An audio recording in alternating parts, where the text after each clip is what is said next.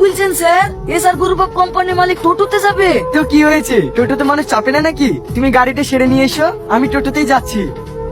এ টোটো, SR factory যাবে? হ্যাঁ যাবো, 20 টাকা ভাড়া লাগবে। আচ্ছা আচ্ছা ঠিক আছে, চলেন, আপনাকে 100 টাকা দেবো।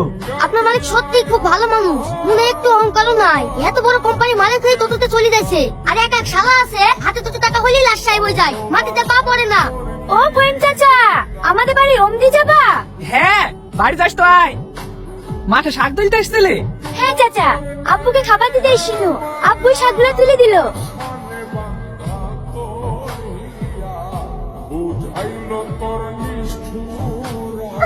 অসভ্য কুতকর। এই ব্যাপার, এইভাবে তাকে নিয়ে কি দেখছি রে? কোন করে মাপুন নয়? কি হলো বড়, কি হলো? এই তো কই খাসি টোটো তোলার পর থেকে একভাবে মাটিকে কোনো জোরে তাকাইছে। এই নাম গাড়ি থেকে আমার টোটো তুমি আমার ভাতে থেকে টিচিং করো না। না না চাচা, আমি এমনি করছি না। অপর মিথ্যে কথা, তোকে আমার প্রথম থেকেই সন্দেহ হয়েছিল। শালা গাঁজা খাইরি লোক 20 টাকা ভাড়া দিতে বলে কিনা 100 টাকা দেবো। দশর কার একটা পরিবার কোট পেয়েছে, তাই বেরিয়ে চলে এসে মেয়ে পটাইতে। ফ্যাক্টরি হওয়ার পর থেকে তো স্যার কোনোদিন আসেনি। আজকে আসার কথা দিচ্ছে তো সকাল থেকে বসে থেকে একটু বোর হয়ে গেলাম। স্যার কি আসবে না? হ্যাঁ আসছে, গাড়ি খারাপ হয়ে গেছিল তো, সারা হয়ে গেছে, 2-5 মিনিটের মধ্যে ঢুকে পড়বে। ওই তো স্যার আসছে মনে হয়। Welcome sir. Thank you. অনেক অনেক ধন্যবাদ স্যার, এতটা ব্যস্ততার ভিতরেও আমাদেরকে একটু সময় দেওয়ার জন্য। আপনার আসতে কোনো অসুবিধা হয়নি তো স্যার? এই ব্যাপার, কি করে?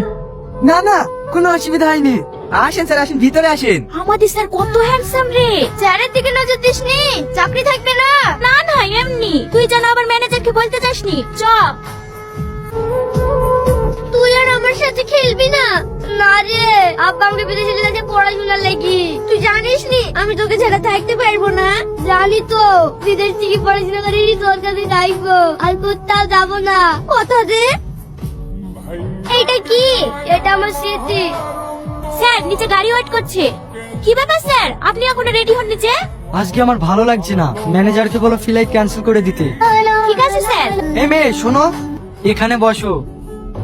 এই গ্রামে আসার সময় একটা মেয়ের সাথে দেখা হয়েছিল, মেয়েটাকে দেখে মনে হলো সে আমার অনেক দিনের চেনা। ওই মেয়েটাকে তুমি খুঁজে দিতে পারবে? হ্যাঁ হ্যাঁ স্যার পারবো। ওর নামটা বলেন। আমি তোর নাম জানি না, কিন্তু আমার খুবই পরিচিত একটা নকেট ওর গলায় আছে। তাহলে স্যার ওর কোনো ছবি আছে?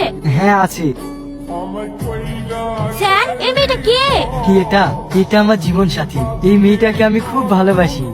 স্যার আপনি এই বাচ্চা মেয়েটাকে ভালোবাসেন? কি করে? আরে না, ও আর বাচ্চা নেই, ও এখন অনেক বড় হয়ে গেছে। এই যে পাশের ফটোটা দেখছো, এটা আমার ছোটবেলাকার ছবি।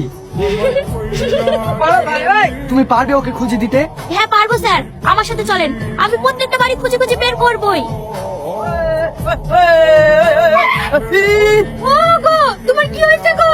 আর বলো না, ওই পাড়া রান্নাটা ছেলে মোটরসাইকেল ধাক্কা লেগে পড়ে গেছে।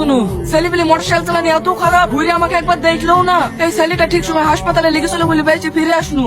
মা মা, কি ব্যাপার আপনি খোঁজ নিতে নিতে আমার বাড়ি পর্যন্ত চলে এসেছেন? আপনার মধ্যে এত বেয়াদব আমি জীবনে দেখিনি। বেরেন আমার বাড়ি থেকে। এই মা, তুই কাকে কি বলছিস? ওই আমাদের জমির পাশে একটা ফ্যাক্টরি নাই, ওই ফ্যাক্টরির মালিক কে? আর এই ছেলেটা লেগে তো তোর খালু বেঁচে ফিরে আসলো। বেঁচে ফিরে আসলো মানে? ওই দিন পরে হানানা ছেলে তোর খালুকে ধাক্কা মেরেছিল যে, এই ছেলে ছিল বলি তো তোর খালুকে তুলে লেগে হসপিটাল থেকে চিকিৎসা করে বাড়ি নিয়ে আসলো। জানিস তুই ছোটবেলায় অনেক মিষ্টি ছিলি, এখন তেজি লঙ্কা হয়ে গেছি। মানে? দেখ তো, চিনতে পারিস কিনা? এই ফটো আপনি কোথায় পেলেন? এটা তোমার রিয়াজের ফটো। তুই এখনো আমাকে চিনতে পারলি না? আমি তো সেই রিয়াজ, তোকে খুঁজতে খুঁজতে তোর বাড়িতে গিয়েছিলাম, কিন্তু ওখানে গিয়ে জানতে পারলাম তোর বাবা মা দুজনেই একটা অ্যাক্সিডেন্টে মারা যাওয়ার পর তোর খালা খালু নাকি তোকে ওখান থেকে নিয়ে চলে গিয়েছে। তারপরে তোকে অনেক খোঁজার চেষ্টা করেছি, কিন্তু পাইনি। তোকে যেদিন প্রথম টোটোতে দেখি, সেই দিনই তোর গলার নকেট থেকে চিনতে পেরেছি। চিনতে পেরেছি তো সেই পুলিশকে। বলবো কি করি, তোর হাতের যা জোর। দেখ এবার কিন্তু আরেক করে দেবো। তুই জানিস নে তোকে যেন আমার কত কষ্ট হয়।